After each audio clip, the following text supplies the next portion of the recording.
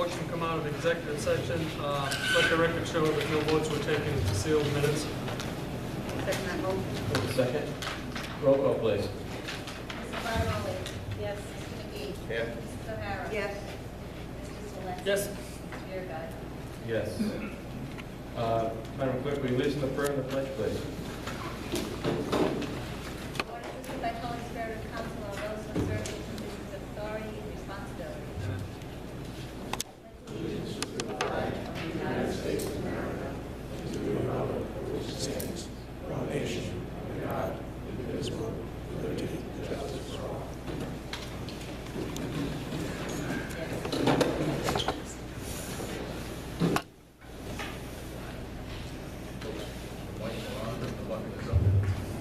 Open forum pursuant to 42, 46-6. Is there anybody that would like to come up and before the council, please? Mr. Clifford, what do you got for us today? Well, I got a couple. You want two or one? Whatever you got. Whatever you got. I attended the Budget Committee meeting the other night, and I know that there's going to be some discussion down the road, and probably starting this evening, on expanding services for the seniors as part of a plan to expand the Parks and Recreation programs to include some activities for seniors. And I'd just like to point out, there are two types of seniors in this town. There are seniors who already have sold their homes and moved into housing for the elderly for whatever reasons they've chosen to. And then there are the seniors who are still independent and living in their own homes. I fall into that second category. I am not interested in anybody planning activities for me, but what I would like to see is the town do something in the way of a tax exemption for seniors.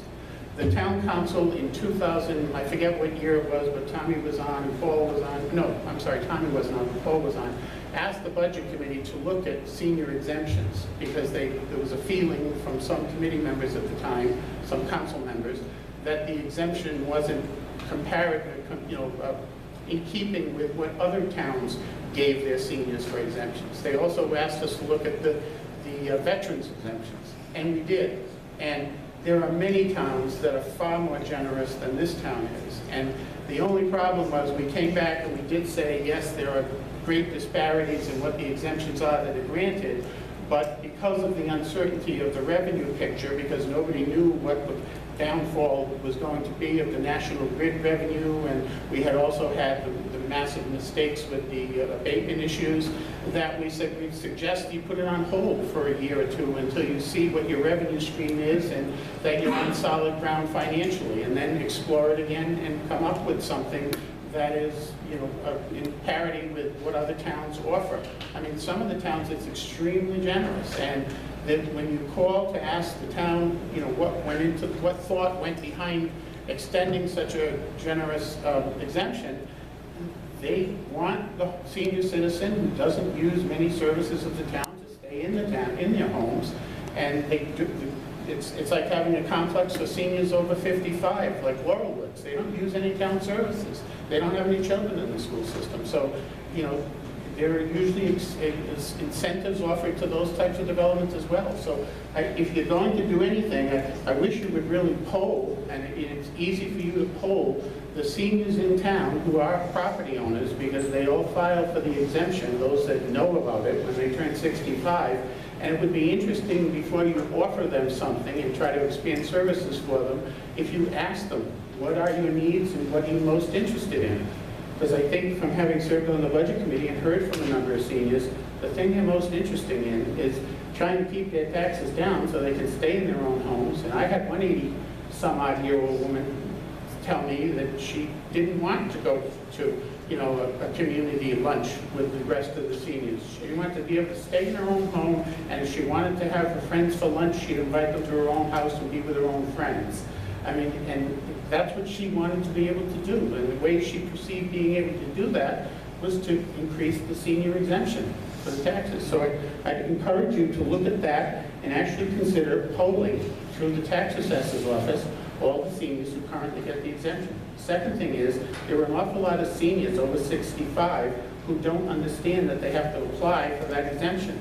and they go for several years without taking the benefit of it, because nobody tells them about that. So it might be a nice thing to put that in the newsletter or advertise it, so that those who are living on fixed incomes and struggling with it can get some relief by at least claiming what's currently on the books, although it's not the most generous in the state. And the second thing is... Actually, hold up one second. Mr. Zloski had a Mike, question. you said there was a tax abatement problems. Can you refresh my memory? The tax assessor who we had, who issued about $700,000 in abatements without telling anybody that it was in the pipeline. Okay, one of the things that, I know this is a public forum, but we should also consider the tax stabilization plan that was put into place for seniors, where whatever their taxes are this year, they pay for the future of whatever the difference is when they settle their estate, or when their estate is settled, they pay back the difference without interest. Yeah, I think that's the one for hardship, and you have to be under a certain limit, isn't it? Oh, okay, So I'll talk to you about it later. okay. All right. That's a terrible deal too, just so you know, because people don't like that. Because they think they look at it as almost like a reverse mortgage. And it's Right, not. yeah, It's right. the furthest thing from a reverse mortgage. but Yeah, my that's father conversation. hated it. It sounds Conversation for another day. Okay. And the second thing is, before you put any more money into developing plans for the Kendall Dean project, I would just like to remind you that before that went out to bond, the council sitting at the time asked for a commitment from the school department, and the school department was given the presentation of what the reconfiguration of Kendall Dean would look like, how much square footage they would get. It involved giving them the entire second floor, and I think that you were on at that time, Tom, and you were one of the ones who said, I want to get a commitment from them that they're going to move back in there and they're going to share the expenses with us when this is done, before we go to vote on this. And the council asked for that, and the sitting school committee at the time voted to commit to going back to Kendall Dean after the project was completed and working out a reasonable split of the cost. Well, what they represented when they took that vote was the schematic drawings done by RGB, which showed they were going to get an entire second floor and everybody was going to be on one location. And that's not what they're getting in the current version. So rather than spending any money developing something and then finding out later that they were going to back out of agreeing to go back in there because they're not getting what they approved at the meeting that they reviewed everything and reviewed it, I'd like to suggest that you ask the school committee to review the plans for Kendall Dean and vote as to whether or not it's acceptable to them before you go any further and spend any more money on a project and then find out that they're not going to honor the agreement because it's different than what they voted on. Thank you. Thank you. Is there anyone else that would like to come before the council? Okay. Entertain a motion to close the open forum. I was just asking one more. Anyone else? Okay, open forum is now closed. Let's move on. Oh, you know what we're going to do? We're going to move on all the way to the last part of the agenda.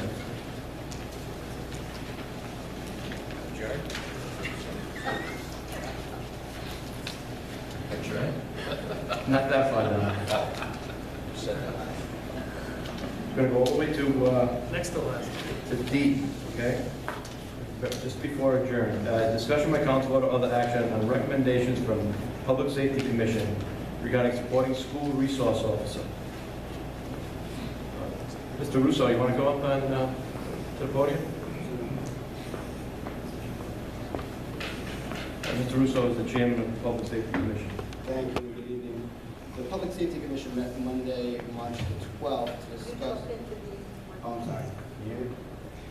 The Public Safety Commission met Monday, March the 12th to discuss the issue of public safety resource officers in our schools. We also discussed, that was on our agenda that evening, fire apparatus. That didn't make tonight's agenda. I would ask that maybe that we schedule for the next meeting so that we can discuss that at that time, so it's agenda on the public record.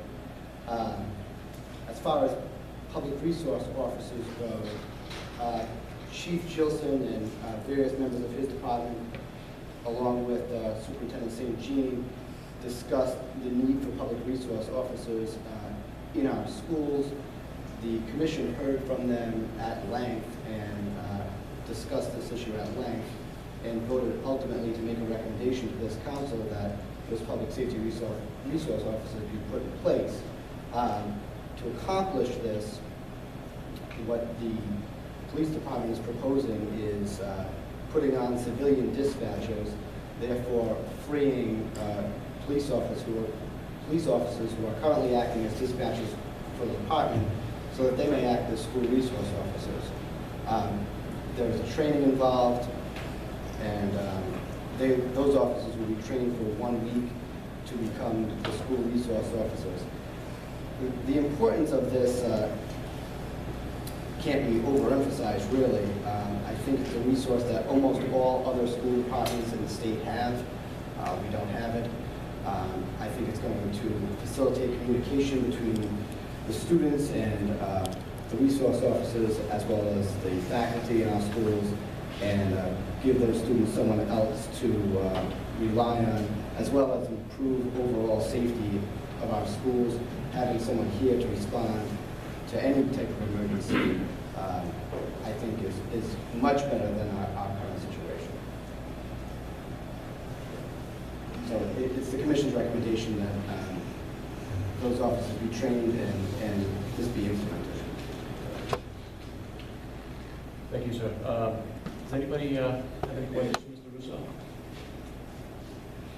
You say every school has in Rhode Island? To my knowledge, every town in which there is a school located within that town has school resource officers, other than us. In every school?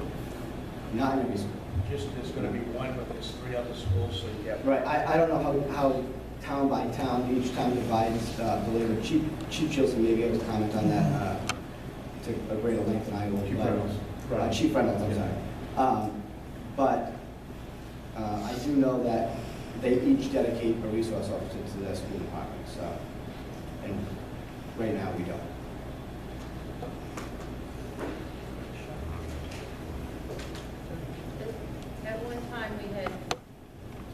At one time we had DARE officers. Were they considered a resource, or? I can't speak to that, Chief Reynolds may be able to speak to that, but I don't believe they were. I believe that program runs differently than a school resource officer runs. That's a very short time of the year. Yeah. If he comes in and teaches the 5th grade classes, that would be, to me, a DARE officer. It's such a short time, and at times if he has to be called off the road, again, it's not, for being short, then it's not. These officers will be full-time resources officers within the schools, one at the high school and one dividing their time between this school and the elementary school. The intention also is that they participate in after-school activities and are around for basketball games, or I think I saw lacrosse going on tonight. So they're here not only during the school day, but a larger part of the school community.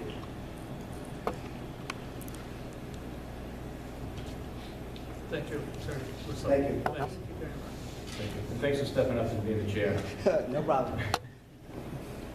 Mr. President, if I might add, I would hope that we could hear the council's support for this consideration as we go through this budget cycle, because that's really what we're talking about here, is that I think this was the first discussion of our overall school safety circumstance, and much is going on. Superintendent St. Jean can speak to that. As was indicated, the police department is already committing to sending 2 officers for school resource officer training, just to have the knowledge, even if this doesn't happen, and so that we can share that internally. But, you know, I think we have a time and place opportunity that I hope we don't let slip. We have officers who are interested. They were present at the Public Safety Commission office, a meeting rather. And, you know, it happens to be that one is a male and one is a female. They both have the support of the chief. That in itself is a very optimistic circumstance that, you know, we can say that we want them, but if the officers aren't interested, it becomes, you know, that can be a challenge. I also think, you know, we have, you know, this plan to renovate the annex, and the means of freeing up the police individuals is by way of taking them off the call desk. We're looking at doing that with and creating a central dispatch with both fire and police, which we haven't had in the past, but also is common around us. And the fire department is supportive of that concept, as well as police. So there's quite a few things coming together here that I think that even from a budget standpoint, if you recall, the cost of civilian dispatch has been in the area of $250,000 a year. It's not an inconsequential number as it relates to our budget. But if we can blend the two and find it comfortable that a single dispatcher can do it in particular, with the offset from the fire department, it just is a confluence of things that I'm hoping to have your support to research and present to you, despite the confusion that it will probably introduce to this budget cycle, because I've already presented a budget. I've called it preliminary because I know that this is an item for discussion, and I'm hoping that we'll have your support in pursuing it further. Gary, may I say something, please? I don't think this is a fluff position. It's long overdue. It is a necessity today. And it's a choice any responsible person would make. And we have a young force. I feel many of them will be able to connect with the students. And I don't mean buddy-buddy. I mean gain their respect, and they will connect with them. And I'm glad to see this is in motion. I only wish it would have been a little sooner. I know the community will absolutely support you with children in these schools, and I'll be running 120%. Mr. St. Jean, did you want to speak on this? I think Russ did a remarkable job, and all I can tell you is that I fully support this. Sure, I fully support it. I come from districts which had SROs in the high school, in the middle school, and you're right, they become a part of the community. They're a go-to resource for the students and a tremendous asset. So if this is possible, I would definitely support this and hope it can happen. Short enough? All right. Well, does anybody have any questions, Superintendent? Very good, thank you. Thank you. We have the Chief of Police and the Fire Chief. Does anybody have any questions for them? Do you want to be heard on this? Or are you just there for if we have any questions? You good? If anyone has any questions, we'd be happy to answer them.